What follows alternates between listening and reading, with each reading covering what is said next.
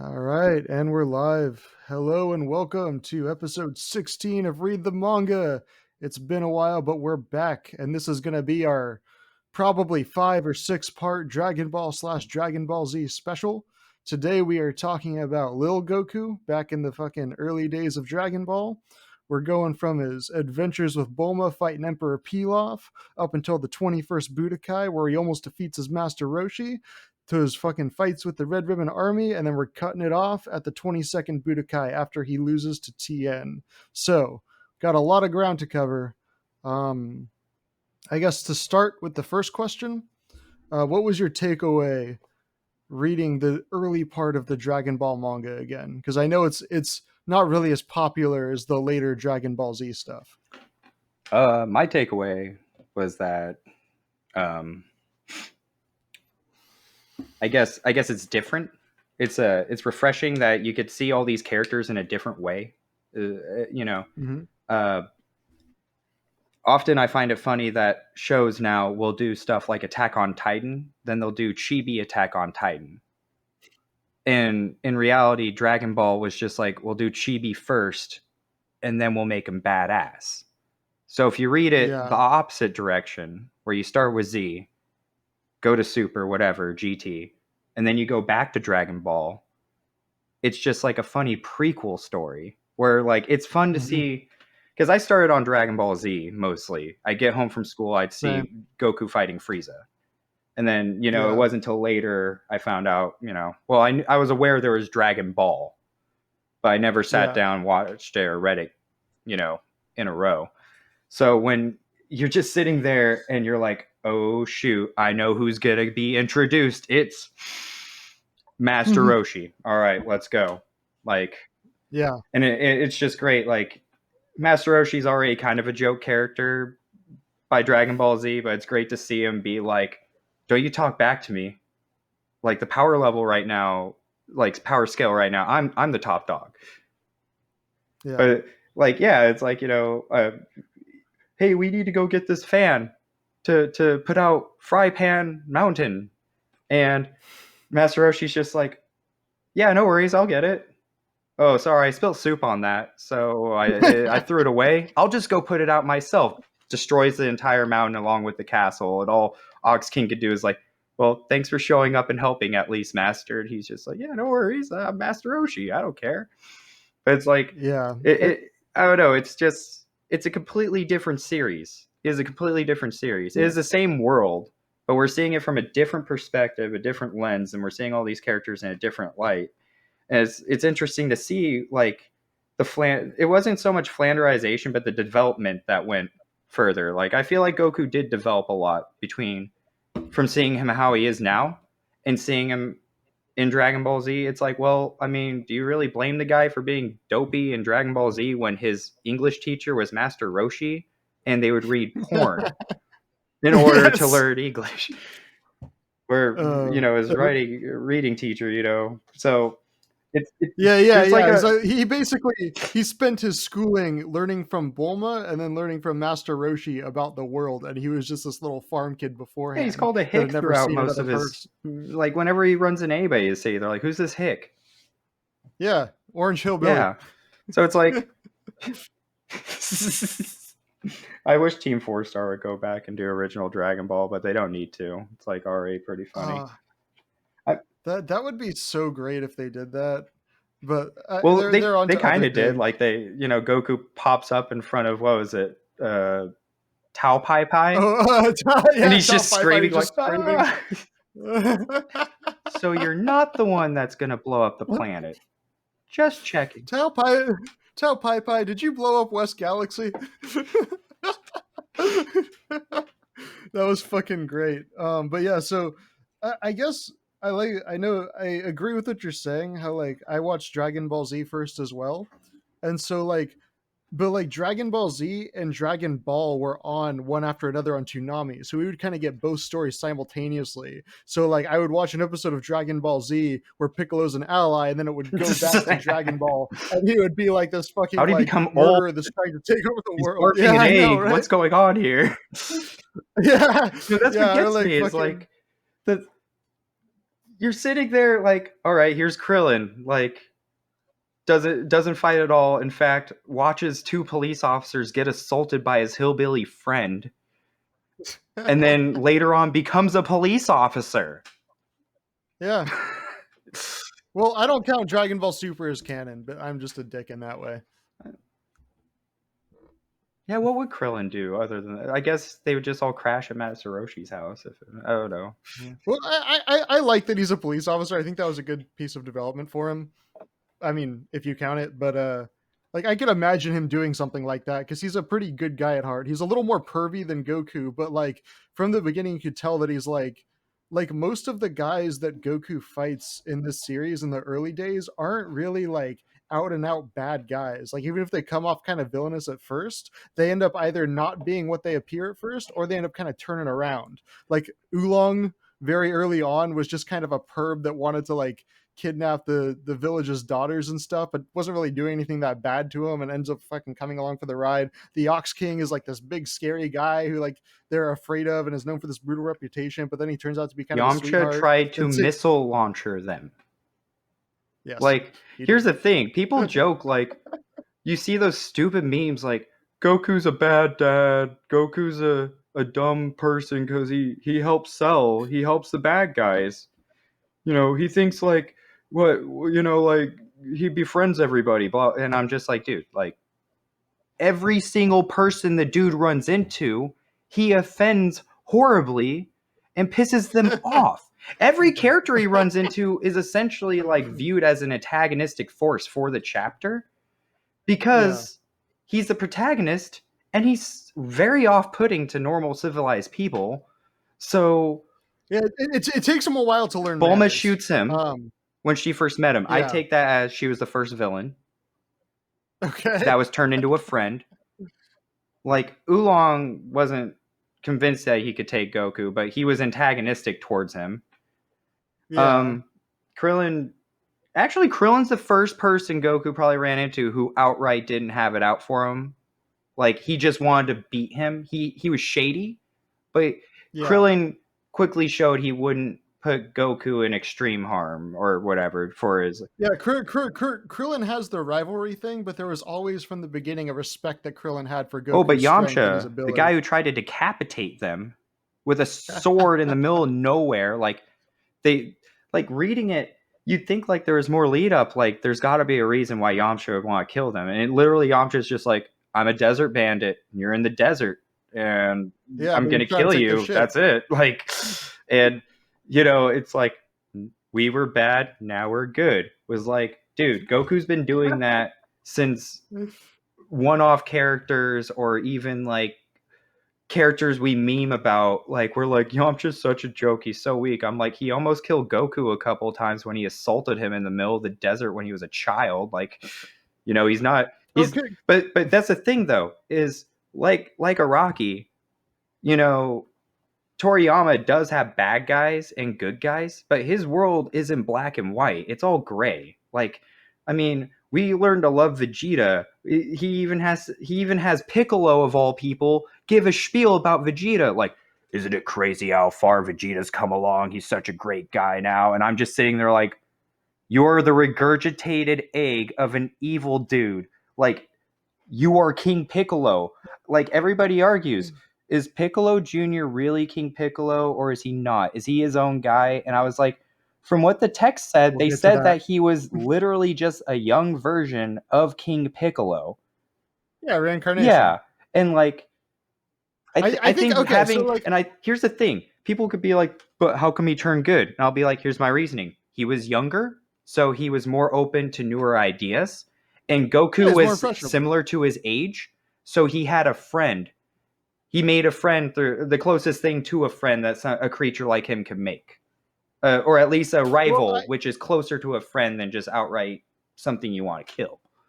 So he, and I think also with we're getting ahead of ourselves because we're not at the King oh yeah, Piccolo sorry, story yet. sorry, but it's just But everybody keeps saying Goku spares villains way too much nowadays. Like, oh, he would have spared Zamasu or whatever. I'm like, dude, he's been just letting people go since day one because he honestly is probably the main villain of the series to a certain degree if but it's about on manners. the flip side, on the flip side, he also murders a lot of people in early Dragon Oh Ball. yeah. His whole assault on the Red Ribbon Army. There's a lot of guys.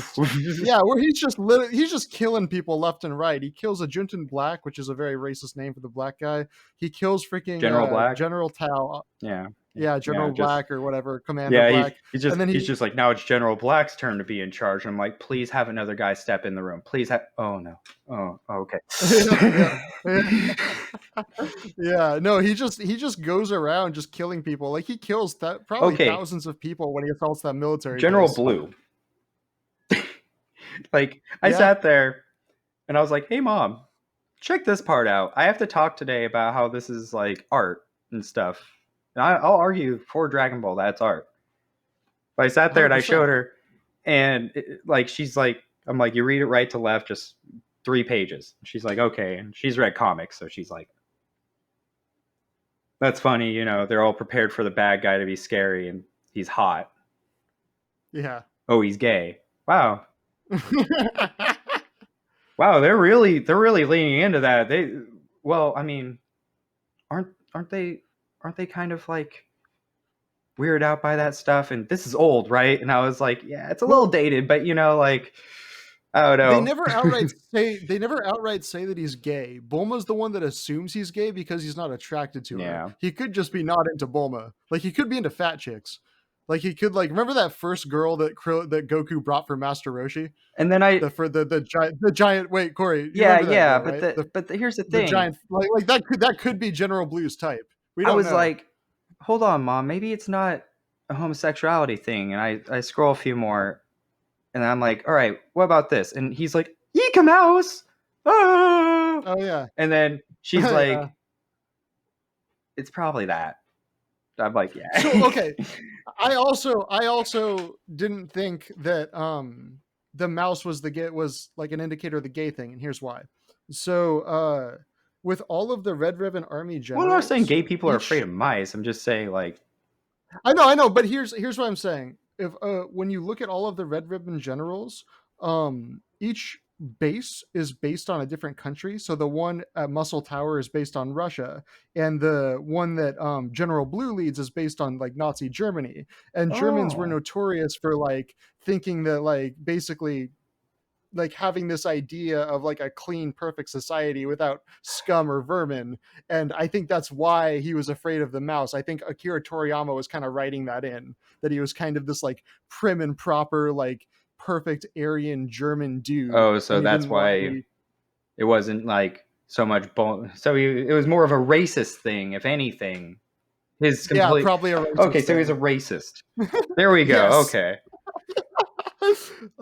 He could be a gayist. I don't know. I still love that one part where it's just like, we will not devolve ourselves to humor like poop and caca and yeah. pee and stuff. And, Wait, was that Pilaf or General that was Blue? Pilaf.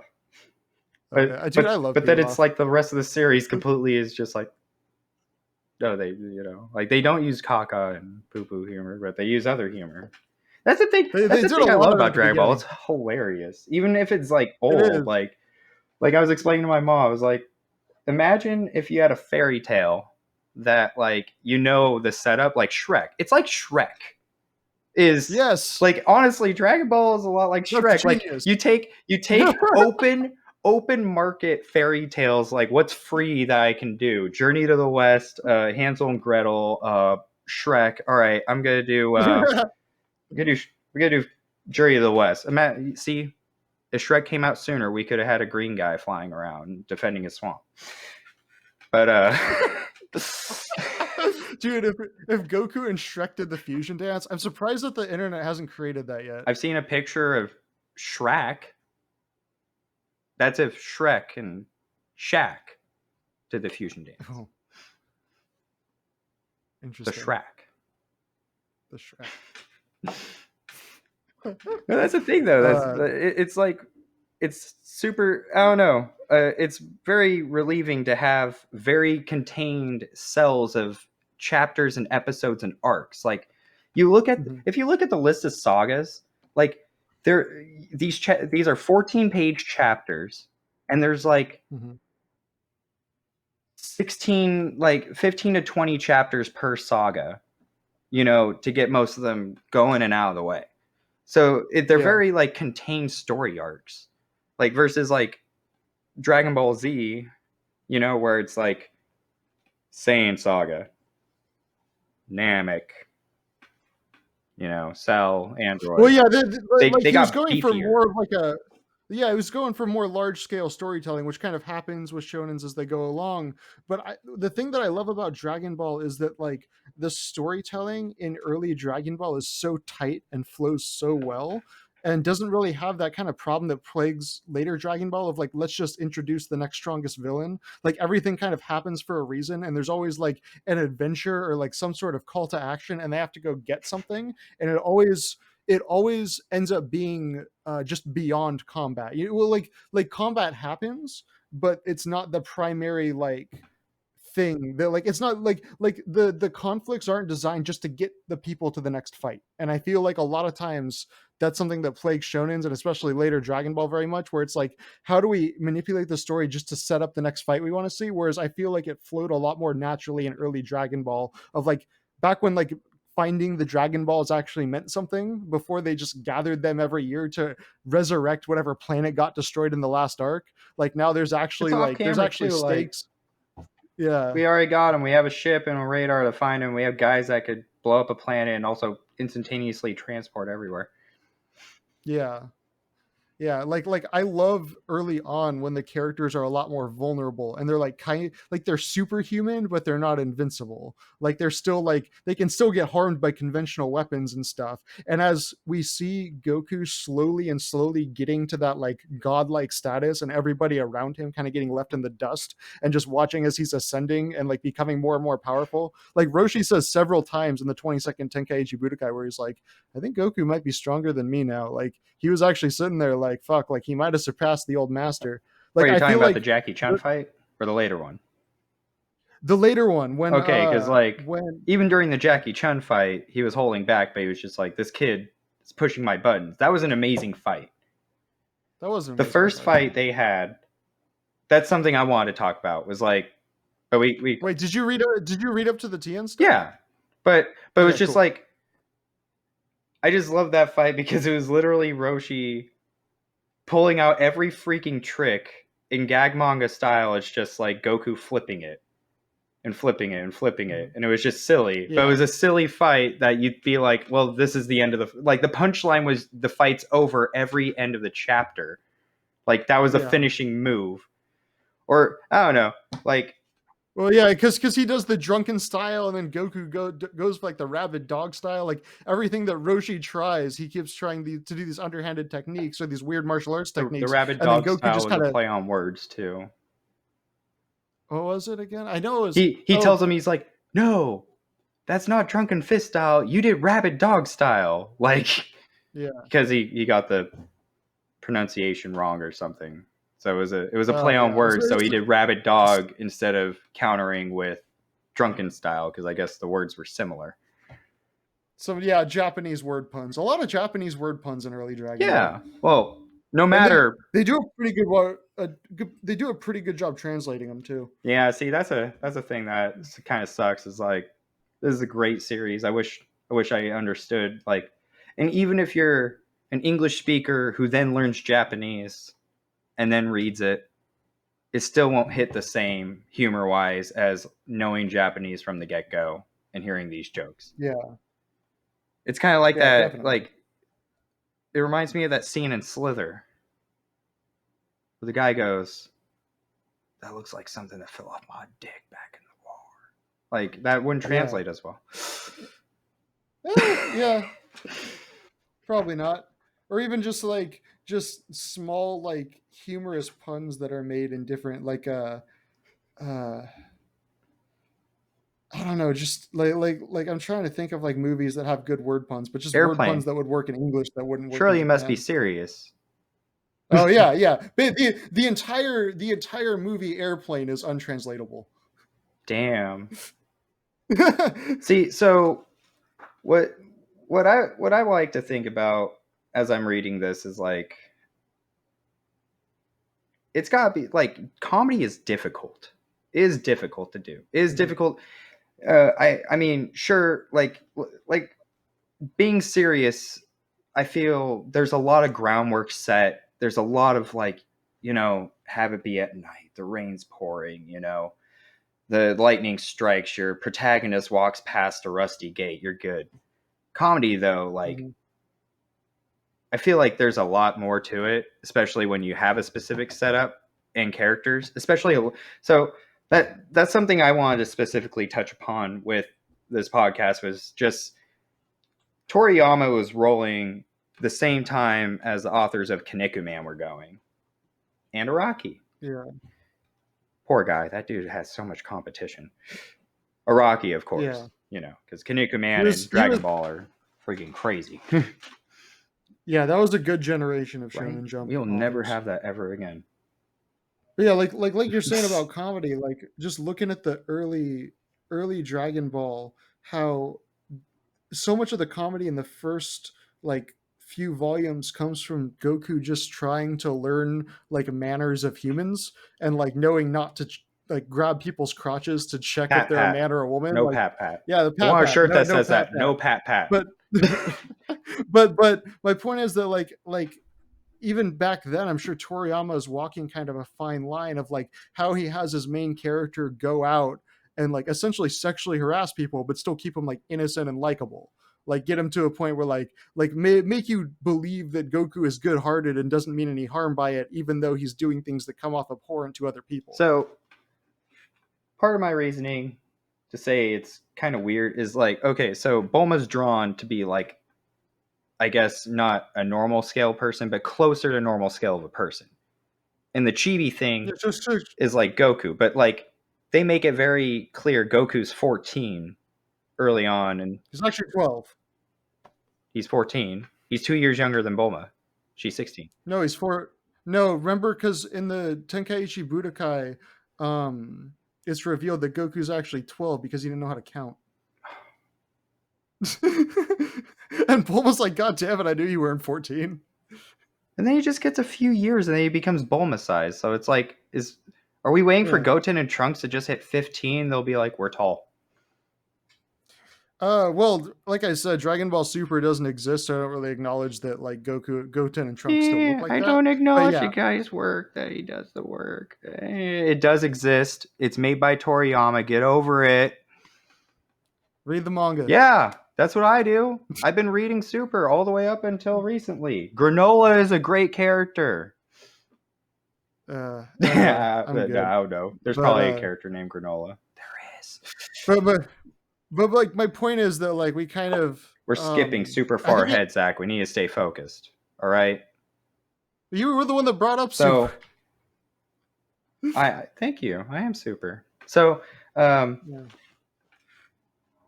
jokes. Yeah. I wanted to talk about that. I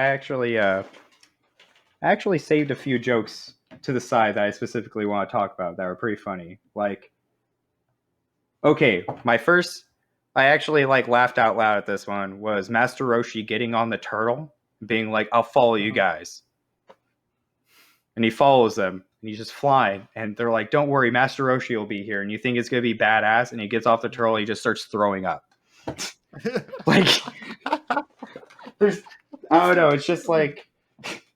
Or my second favorite joke is probably when you have that invisible dude, and the only way to find him is to like use a stupid gag in a series to cause Master Roshi. So my list is just pretty much every Master Roshi. He's my favorite Every character. Like, I don't know, he's a terrible character. He's like he's a predator.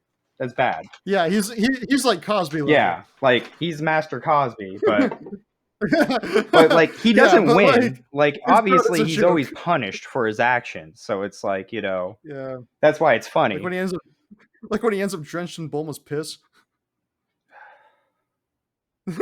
When he tries to shrink down and sneak into the bathroom. That was one where I'm like, okay, Tori, I think you went a little too far with this one. Yeah, it was by I see, I, I I always couldn't believe that was. I couldn't believe that was in the manga. I thought that was like an anime filler no. thing. I had no idea that scene was in the manga where he shrinks himself down to try and get a look of I Bulma didn't I didn't even know taking it. that scene like there was a lot of scenes I was just like, I didn't know this existed. Like, man, it's like, but I mean, Yeah. like, all right, so I watched a decent amount of the Dragon Ball anime growing up, Okay. but it was so long ago. I, you know, like I couldn't just sit there and be like, yeah, I could do this just off of that. But you apparently remember it pretty well. So, in your opinion, reading it versus watching it, like, what are some key things that you take away from it? You know?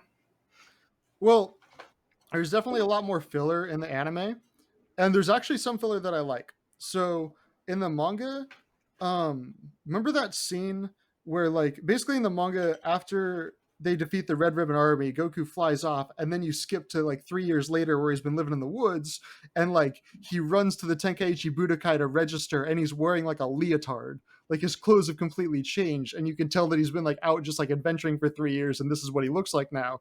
And I like how the Dragon Ball anime kind of like showed like how he got to that point. Like they filled in a little bit of that 3 years, Yeah. which was kind of cool.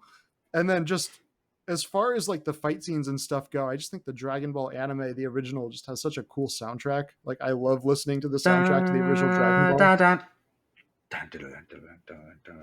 Yeah.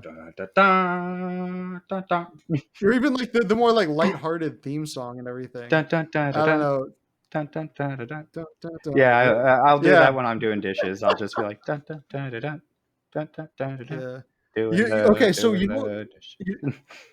you know what I was listening to that actually like fit Dragon Ball's vibe really well, and I was surprised about it. So while I was reading the Dragon Ball manga, I was listening to instrumental surf rock, and it actually like meshed really well. Like the vibe worked and everything because like it's kind of intense but like kind of innocent and like fun at the same time. I don't That know. sounds good. There's instrumental Yeah. surf rock. Yeah, remember I found it because I was looking up. Remember the last song in the movie Pulp Fiction when Jules and Vincent are walking out of the Yeah, bar? Like I heard that the other day and I tried to find the artist, and apparently there's a bunch of music that sounds just like that. They're like I guess like there was a bunch of bands in the 60s that were just doing instrumental surf rock that sounds like that. nice. I gotta check Yeah, that no, it's out. kind of cool. I'm into Yeah, I'll send snake you jazz now. snake jazz. uh that's like I love that I episode just love because of that. the whole snake society. Like the animators put their hearts and souls into drawing those damn snakes doing everything we do. Uh yeah. And that's the thing, like I'm watching the new season of Rick and Morty and its absurdity, and I'm reading Dragon Ball, and it's not too far. Like, you have guys in the Red Ribbon Army who are soldiers, like, firing into the air, and he has a dog face. Like, human people, like, what are they called? Furries or whatever? Like, the Oh Beastars yeah. people? They're not Yeah. original. They're not new. They were just background characters or villains in In Dragon Dragon Ball. Ball. Well, the mayor is a dog, isn't he? In Dragon Ball, Yeah. I'm pretty sure. And, But like, so or I know that I, I I know the guy who comes out to do the budokai, the first one at least. so He I walks out. He's just like woof, and they're oh, like, woo. I was actually thinking about it, and you notice that we see less and less talking animals as Dragon Ball goes on and goes into Dragon Ball Z. Yeah, Do you think there was like some sort of like talking animal genocide that happened behind the scenes?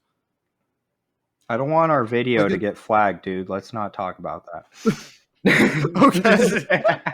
I was just thinking about it. Like, where did they all go? Like, was there like a concerted government effort to like round up all of the talking animals, or did they get like transformed into humans by some Dragon Ball wish, or like that's a very curious thing to Well, me. Like, humans it are just it, pretty antagonistic to other things that aren't human, especially things that okay, look like human and aren't quite human.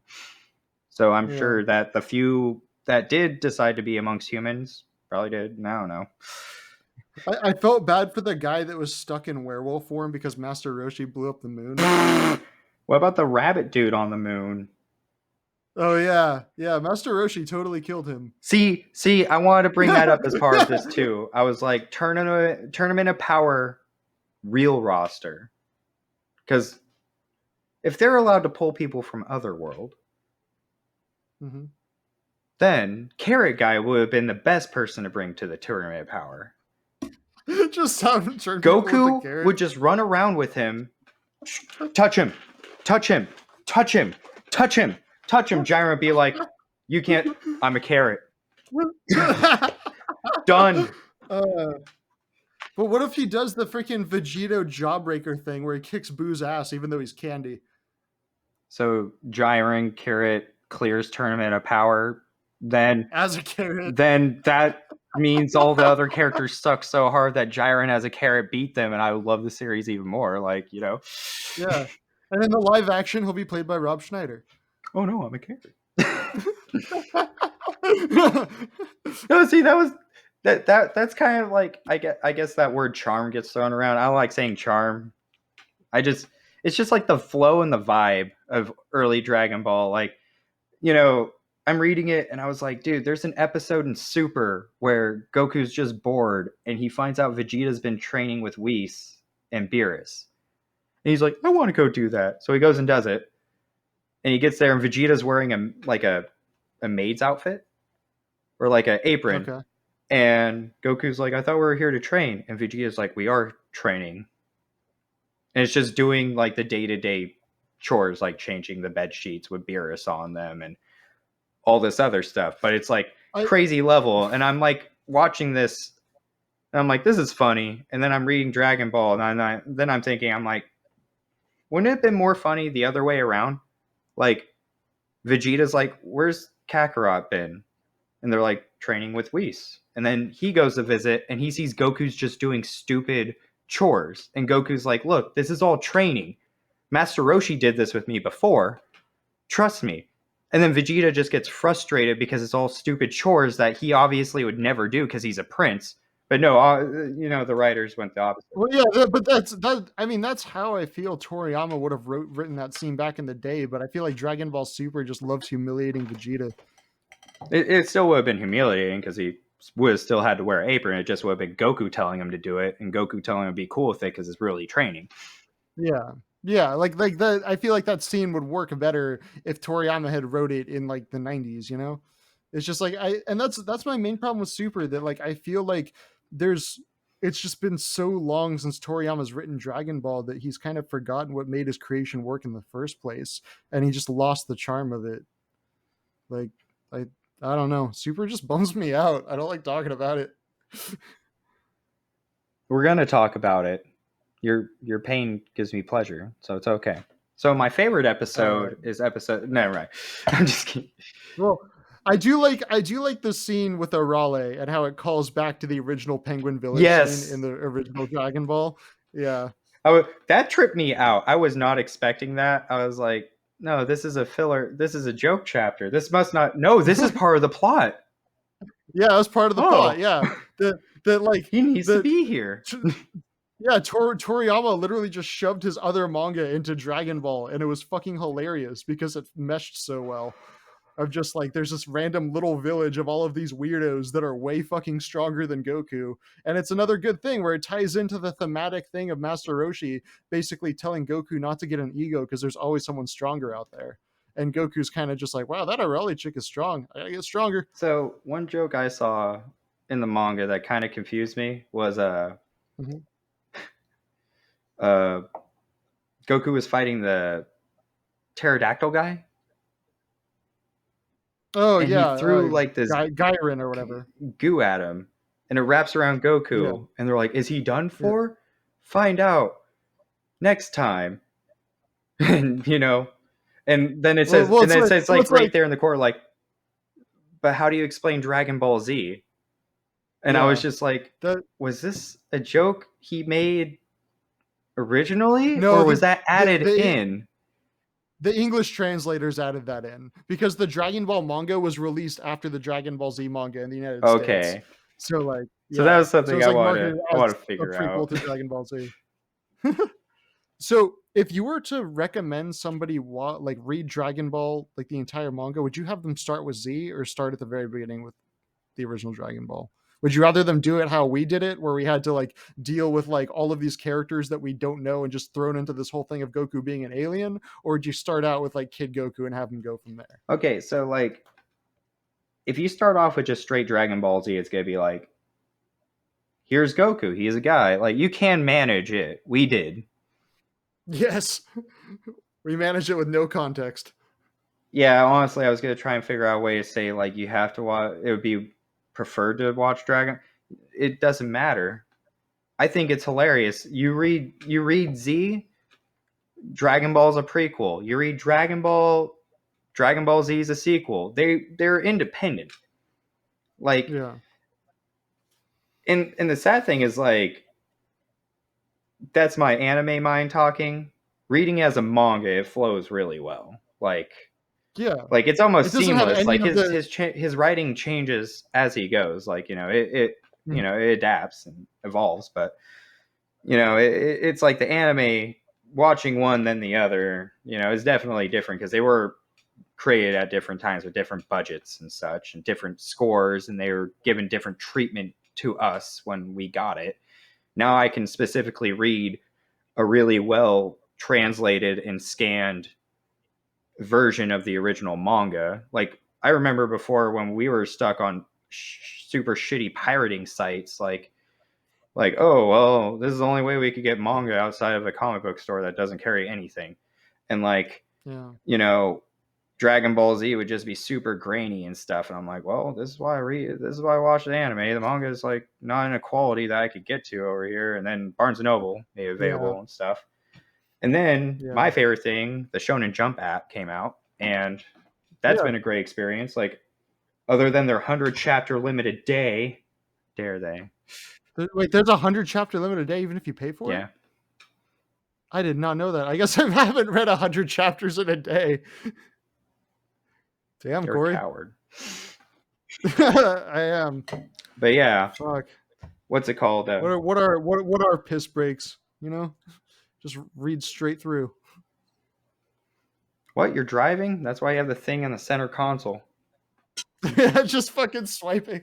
That's why you get married. Hey, swipe that page for me. Zoom in. Closer. Yeah, that's what I want to see. Oh, it is the same symbol as the other gi. Never mind. But it's great. Like, So reading Dragon Ball after you've seen Dragon Ball Z, it's fun because it's like, Krillin! Wow! Yeah! And then it's like, yeah, the you get to see how everyone's gi! The introduced. gi! Whoa! Like, it's like, I know these things! Yeah! Yeah, there's the recognition there of like, oh shit, like this is how it all kind Like, of happened. It's kind of like watching the prequels to Star Wars, but like Dragon Ball was actually made first. the way I look at it is you take characters that you love. Like, you would watch at least an episode of It's Always Sunny of them being in high school. Like a prequel episode. I'm surprised they haven't done Yeah. that yet. They probably haven't found the right actors yet, or they think it's below them. Just be themselves and then have everyone else be high school. Yeah, like Frank. Like they did with the Frank flashback. Yeah. That's all you need to do. But I think they're saving it because it's gonna be even funnier the older they get. Yeah. But it's like something like that where you take something where it's been developed and you're able to go back and it's like, Yamcha was scary. Who would have thought? Tien was a legitimate issue. Like, Yeah. like I He beat Goku on a technicality, but he beat him. 2 weeks ago, I was reading the fight with Majin Buu versus Vegito and Goku. That like Majin Buu's legs knock out Tien, no problem. Like his bisected legs just not lay him out. And he's just like, another fine warrior from this planet, laid out super easily. Like, and I'm just like, Tien was actually substantial, you dick. Well, the last thing he did that was pretty cool was when he held off semi-perfect cell with the fucking Kiko Ho. Like that was his last shining moment. Yourself. But like, yeah, Or what about when he got his arm blown off and he was like, "You wait till this grows back." Wait, when? That was in the Canadian dub. I found that in the Canadian dub in order to get around his arm getting blown off by Nappa. He grabs had to it. verbally say that it was going to grow back. back. He's like, "You wait till this grows back." Oh, that's so stupid. Dragon Ball probably like not as bad. almost as bad as One Piece, just was subjected to ridiculous levels of censorship in the US. That's why it was so great when they showed the uncut version like later on, and it's like, oh wait, there's gore in this show and people actually die. Yeah, I remember when they were like, we have Naruto uncensored, uncut. And I was like, so you guys just didn't mess with it. Yeah. Okay. Pretty Like, much. Just have show a little bit more blood. That's it. yeah, okay. A little bit less covering on the sexy jutsu. But fucking, I just one of the things that I just love about Toriyama's writing that I think he's so good at, and another reason why I think Dragon Ball Super kind of fails, is from the first volume of Dragon Ball to the last volume of Dragon Ball Z, it is completely believable that Goku is the same guy.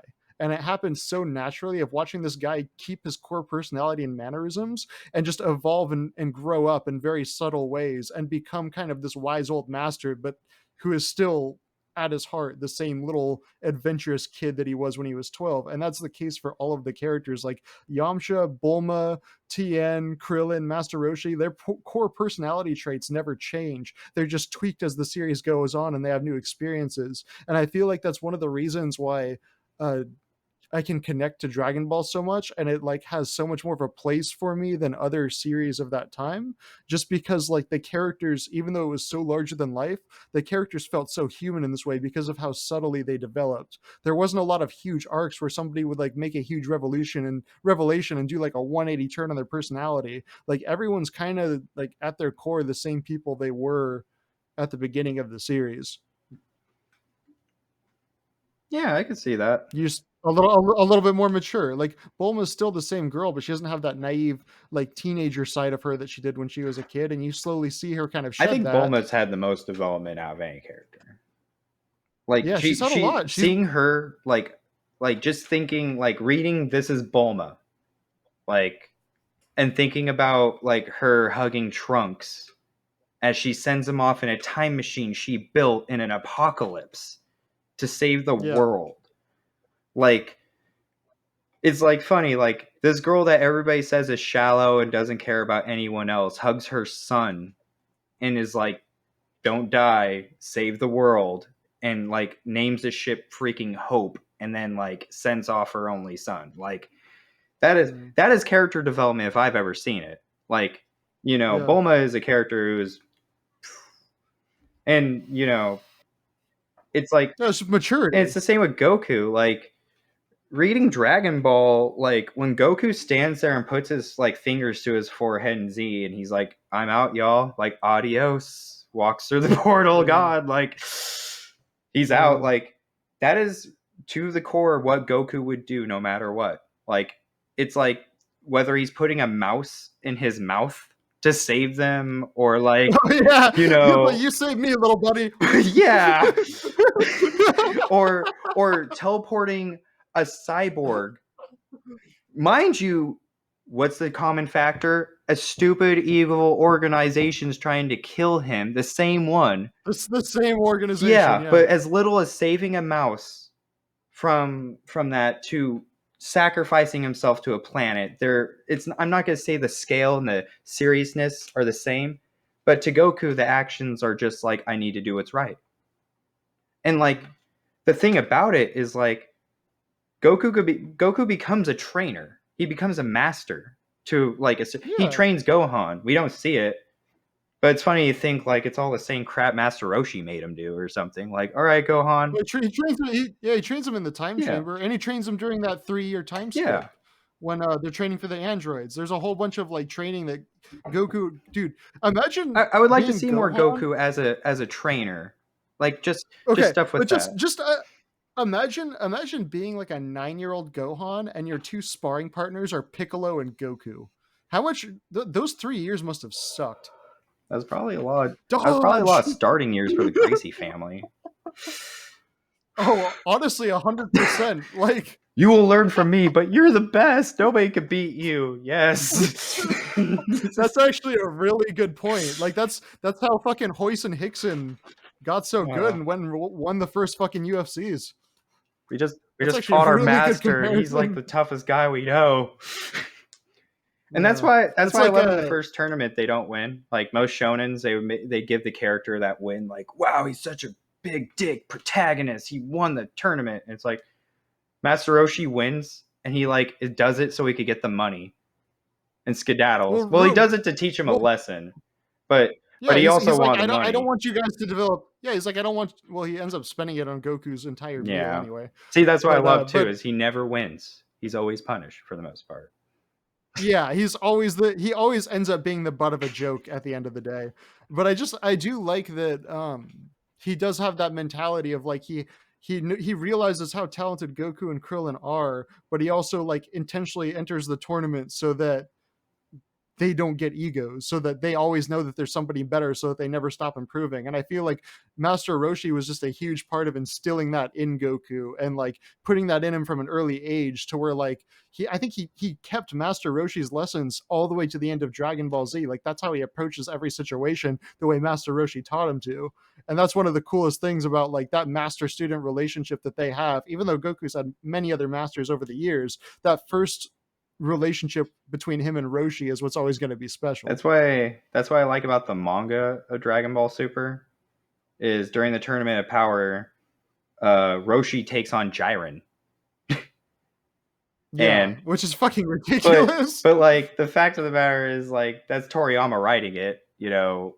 And it's just funny that I'm just like, you know, I don't know. The whole master student relationship thing, like I get that. Like Goku, like, you know, early on Goku always fought like head on, and then as he does things, he starts getting more creative, more taking Mhm. advantage of his opponent in different ways that they wouldn't expect. So his opponents end Yeah, up looking like idiots. So yeah, you have people who are like Goku's clever, or everybody in Dragon he's Ball is clever. just super stupid. Like those are two opinions you could have on the characters because of, you know, how you Well, feel about even Goku looking, determines that.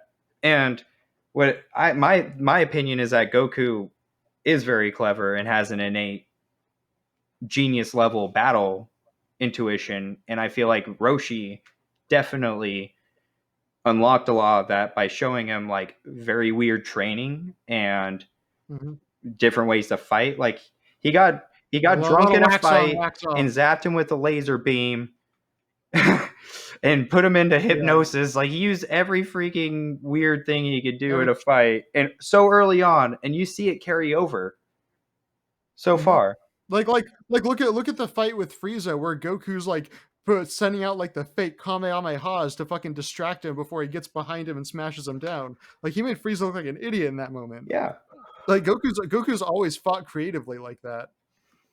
and I want to tell anybody who's watching this and like hasn't gone back to Dragon Ball but has seen Dragon Ball Z or hasn't seen either. It's like being somebody who's seen the second one and seeing the first. It's like a lot of the stuff you'd sit there with the second, you'd be like, because isn't it supposed to be Dragon Ball 2? Yeah, that was the joke, that it was like the Z looked like the 2 or But whatever. what's it Yeah. called? It's just Dragon Ball Shippuden. you see Goku just think really hard at the ground and blow out a piece of it to go and bury Vegeta. And you're Yeah. like, when the fuck did he get telekinesis? And you're like, he's always had telekinesis. What? Yeah. Really? Everybody has Well, no. telekinesis in Dragon Ball. General Blue had Yeah, very early on. telekinesis. He was just Yeah, very early on, it's used a lot. yeah. Like it's used a lot in early Dragon Ball. I didn't realize that like even Early Master Dragon Roshi, Ball was like when he. damn near JoJo's without stands. Like if you couldn't see what was going on, like you'd be like, you know, it's like watching JoJo's but not being able to see the stands is a lot of early Dragon Ball. The only thing that helps us is like Yeah, weird special effects every now and then. Like yeah, I don't know. It's really funny. Like never mind. I lost my train. I was like, this whole damn that's all series is right. really funny. Were you just trying to say something Well, specific? well, like I like that. Like, so there's the scene in. the 21st Tenkaichi Budokai where Master Roshi's talking to Nam and finds out that Nam's village is like starving or whatever out of water, and he came to the tournament to win money so he could buy water. He finds that out without talking to him. He just like reads He's his mind. yeah, Like for Master real. Roshi just has that I show power. that. And then like you don't see Goku do that until the Frieza saga where like fucking he lands and Krillin's lying there and he goes up to him and just pats his head and then like gets all of the events of the Frieza saga and he's like, okay, I'm caught up. And Krillin's like, what? Like Goku uses that later. Like that's one of those things where like the telekinesis thing and the whole being able to like sense other people's presences stuff is baked in very, very early in Dragon Ball. Yeah, it's why when I went on like the Wikia to read about Goku's abilities years ago, and it's like telekinesis. He could read minds, like the death battle between him and I guess Superman. what I was saying was telepathy, What but was that? yeah. I guess what I was thinking of was telepathy, but yes, he has both of those Yeah, powers, telekinesis is telepathy when he and blew the telekinesis. ground apart. And then Yeah, telepathy is when he, and that's what makes me laugh. Is reads like minds. I was like talking to Destiny. I was like, so here's how this works. Either Toriyama's like, what's an interesting way to show this guy's motivation? But how would I do that? I guess I could give him a mind reading power, or it's literally just like, yeah, It's just that. shorthand. Honestly, it doesn't matter. It's just funny as fuck that Master It's like Roshi could just be like, "Oh, well, I could read your mind." Okay, yeah. like, well, whatever. Later, I'm gonna shrink myself and fall in the toilet. I thought women peed longer. Okay, so who do you think is the unsung MVP of early Dragon Ball? Like someone that doesn't get a lot of credit.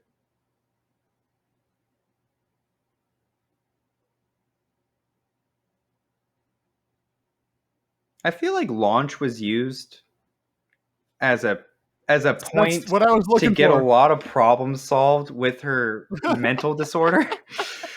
They'd be like, Yes. "Well, just take launch. Oh, don't worry, she's with him. She's a hostage. She'll just kill him." Like Yeah. I'm just like, Yeah. Just make her sneeze and she's a suddenly she's a damsel in badass. distress that becomes your worst enemy just on a coin flip. So it's like, well, sneeze, like you said. So it's like, And I love that like eventually like as the series goes like even the blonde launch, even the crazy launch ends up just kind of being a part of the group. Like she's not trying to kill them anymore, like she just kind of accepted, like she's still nuts but she just kind of accepted that like she's like those are her I'm friends. wasting Like bullets we're on on the these guys. They're all bulletproof. Every time I shoot them, they just get frustrated and they're still alive. I guess I'm just like whatever. like I but my favorite scene is when they're on the airplane to the 22nd Budokai and Blonde Launch is sitting there. She's just like, when you're on a plane, didn't you guys just want to hijack it? And they're just sitting there like, somebody make her sneeze.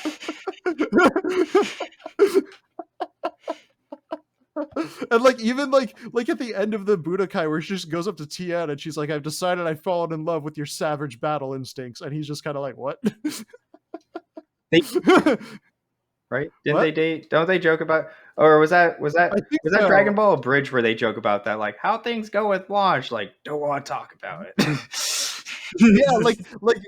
well, what happened, I think, was that she ran off with Tien at the end of Dragon Ball, and then like Toriyama just forgot about her as a character. Like he just forgot that she existed and just kind of didn't write her out, but just stopped writing her in, which kind of sucks because like I would like to see like a Dragon Ball Z era launch. I want to see what she's up to. We need a launch side story. That's what we need. Just if Akira Toriyama can just go pump out 42 volumes of launch content, I will be happy. I think it would just be great if she just pops up again. She's like, I've been training for this entire time. Let's go. What? Aren't you the blue haired one? Yeah, you don't want to see the blonde haired one. Let's go. Well, She if you was the think first about it, Super Saiyan. I was about to say she was the very first Super Saiyan. Fucking hair Dude, turns he just blonde, gets angrier, she gets wasn't stronger. forgotten. She was turned into a power system. Yeah, it's the entire Super Saiyan system is based on launch. I'm Why did we launching not realize off. this? They could have called that. It Fuck. says Super Saiyan. They could have just called it launching off. Goku sneezes. Krillin. God. I haven't seen this and see, and Krillin would be dying, and Goku's hair would turn blonde, and he'd be like, "It's true, it's happened." See, fuck if Super Saiyan was that. I would love Super Saiyan way more if it was just derived from like some weird thing that happened with launch and like it affected Goku. Like, oh no! Ever since they both touched that frog. But yeah, I don't know. She was used as a scapegoat for a lot of situations. Like writing wise, he was just like punchline this launch. Like I love when she steals the helicopter and they're like, why aren't you stopping her? He's like, she'll sneeze and be back in a couple hours. And sure enough, a couple hours later she comes back. Oh, with the like, diamond that Bulma smuggled in her pants, and they're like, oh, we were wondering why you had a bulge for no reason. Yeah. One of my favorite gags is when she gives the diamond to Krillin as a gift and he starts sniffing it and she's like, why are you smelling that? And he's just like, no reason, like just because it was. She like, had it in her freaking things. He saw where she pulled it out from. She knows why he was sniffing it. That's such a dirty fucking joke, and I love it. Like early Dragon Ball is just dirty as hell. No, that's why the Pilaf speech is what I love. Like Pilaf was the most. Oh, yeah. And what I love about Pilaf is he kidnaps Bulma, and he's just like, "We're gonna torture you," and she's just like, "Yeah, oh no, you're gonna get all sexy with me." He's like, "What? No, we have standards." And throws her back in the cell. Like, oh, that horribly perverted woman. Oh, the fact that the three of them are just horrified by the fucking descriptions that Bulma was giving. Like, yeah, no, that was hilarious. That was something too that, like, the Pilaf gang. Just for some reason, when I think back as a kid, when I would watch Dragon Ball, most of the bulk of my mind thought like they were the main antagonists of the series from the few episodes I watched. And then like I'm reading it, I'm like, oh, well, Future Trunks' future wife is talking about balls and holding a stick full of poop. All right. Was Tao Pai Pai the first villain in the series that had no gags associated with him, that was like taken completely seriously? He killed a guy with his tongue. Yeah, I think that he was might be dumb. Dude, his whole situation was a gag. His transportation system was breaking a pillar off, throwing it, hopping on it, and Silver surfing. Yeah, but it's a different kind of gag. It's more like a gag that's like, it's showing his unstoppable power. It's not like a general blue gag where like, if we didn't have any context of Dragon Ball Z, by that point, it is a gag power. But later, because we have more, he's the least gaggy up till that point. But like, here's the thing. Because we've experienced people who can zap someone with their tentacle and turn them into clay or, you know, whatever. Even by that point, by Tao Pai Pai, we've seen some weird, ridiculous shit. Yeah. So yeah, he's just as weird and ridiculous as anyone else. I think he's hilarious. I think he was the most serious person up to that point because he's like, you know, like he's supposed to be the cool bad character, you know, but like. Well, he was supposed to be the first guy that could legitimately kill Goku. Like Goku only survived by the luck of the 4-star ball being there. Like he was supposed to be the guy because of his grandpa Gohan's love. You cynical asshole. Yeah. I love Grandpa Gohan. I love that he meets Grandpa Gohan. That broke my heart in so many pieces. Yeah. Like he's just like Grandpa. Like it makes me think like, you know, like, why doesn't he talk to him ever again? Do you think he visits him when he goes like? Yeah, 100%. I think he totally visits him when he goes to King Kai's world. Like he's like King. I bet you King Kai's like, you're gonna go talk to your grandpa one of these days. You don't have to tell me. I love talking to my grandpa. He tells me to leave him alone. He's with bitches. Well, honestly, that would make sense. Grandpa Gohan would probably be like, Goku, you're just harshing my style. You need to skedaddle, but let me know when Roshi's here. No, okay. I was like, I knew that I was gonna have fun reading this series when like Roshi's just like, come to me, immortal Phoenix, and then the turtle's like, it's dead, and he's like, crap, I was gonna give you immortality, but I guess, how'd it die? You fed a bad bird seed. Oh, here's a cloud. Yeah. The turtle is the best character too. Like just as a foil for Master Roshi, just being Roshi's straight man. And the fact that he's a fucking turtle, like, well, okay, my favorite is that like There's always characters when okay, you can wait, set up to have a crazy character and a straight man. That's what I love too. Is there's always but a few like groups that you can pair together. I just got one scene that I love where General Blue's chasing Goku into the Pirate Cove and he Yeah. splits into Team A and Team B goes and they obviously get destroyed by Roshi and they get destroyed by Launch and he goes back and he's just like, wait, what happened to the team? I thought it was just an old man, a woman, and a turtle. And he's like, the old man and the woman ganged up on me and they were way stronger than I thought. And they didn't even have to unleash the turtle. Like he just assumed that like the turtle was just as strong as they were.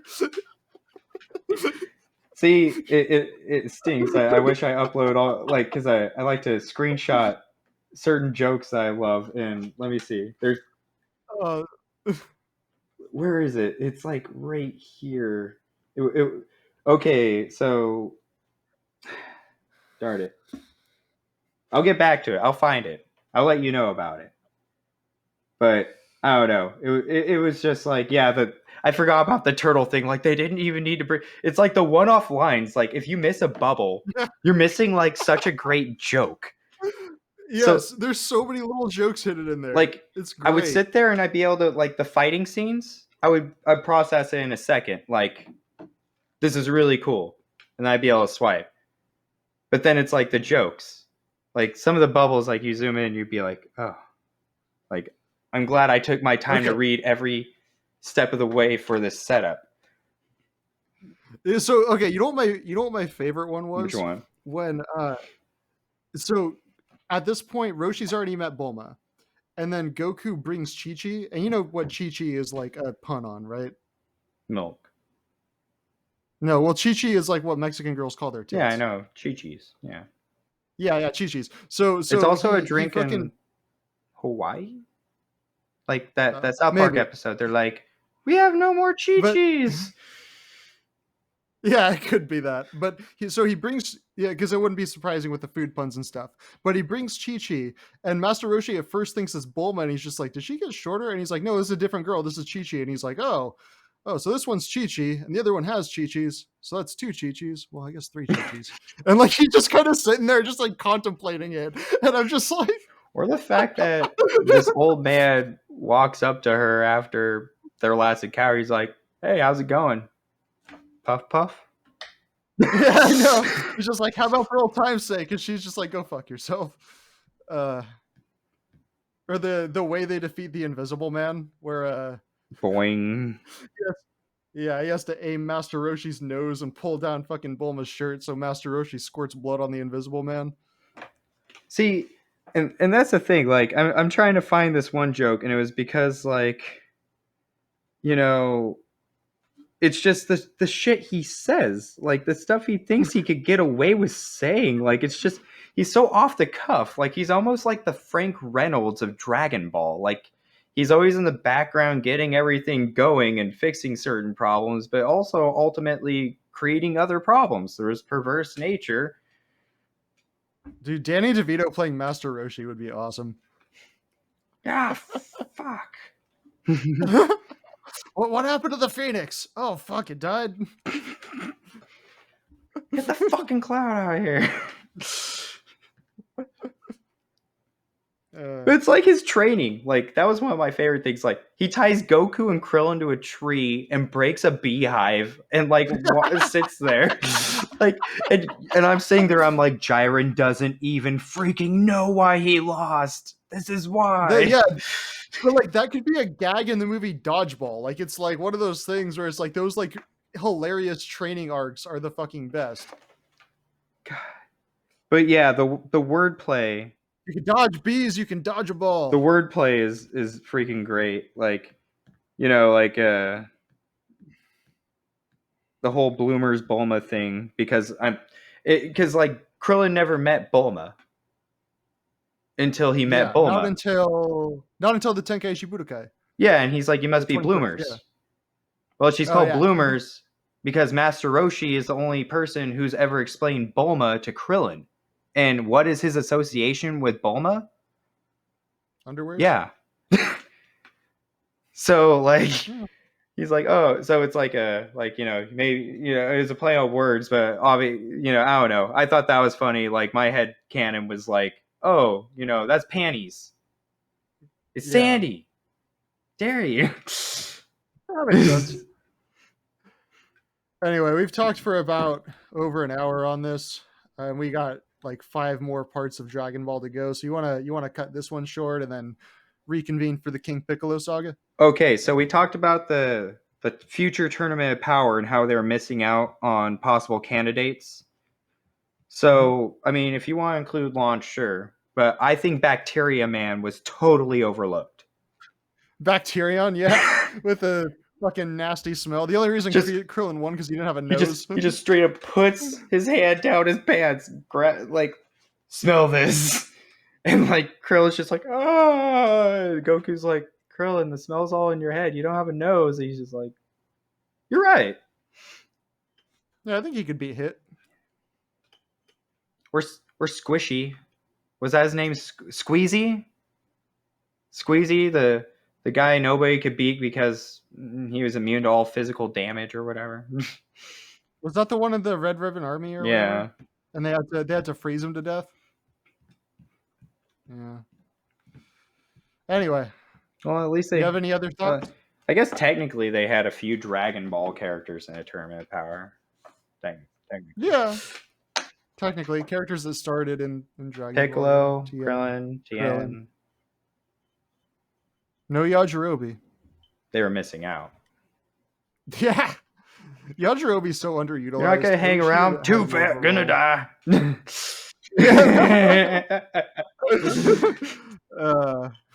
On our next podcast, we'll just be reviewing Team 4-Star, their company. Yes. Their entire Be thing, ready. all of We it. are coming for you. Not physically, No. but emotionally. Thank you guys. I won't threaten you. Okay, come on, Zach. How should we end an episode like this? I'm trying to be goofy like Dragon Ball, but it's not working. Let's do a funny panel. Since we're both technically in a panel, maybe we could do a funny thing where we stand like, yeah, and it'll be like, in our next episode, how will this end? Like both of us kicking.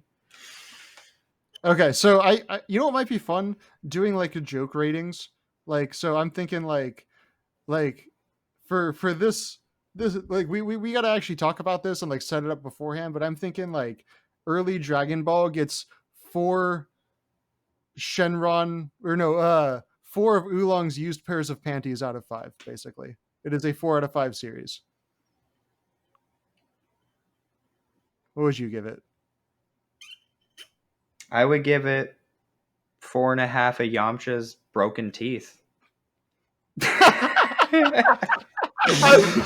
All right, and with that, this has been our fucking conversation on early Dragon Ball. Join us next week for the King Piccolo saga. We will be doing the rest of the first part of Dragon Ball before Dragon Ball Z. As always, watch the Dragon Ball anime, but more importantly, read the manga. Yeah, it's a series that you think is a prequel, but actually came first. Thank you, Star Wars. Yeah, it's the prequel to the sequel. Yeah.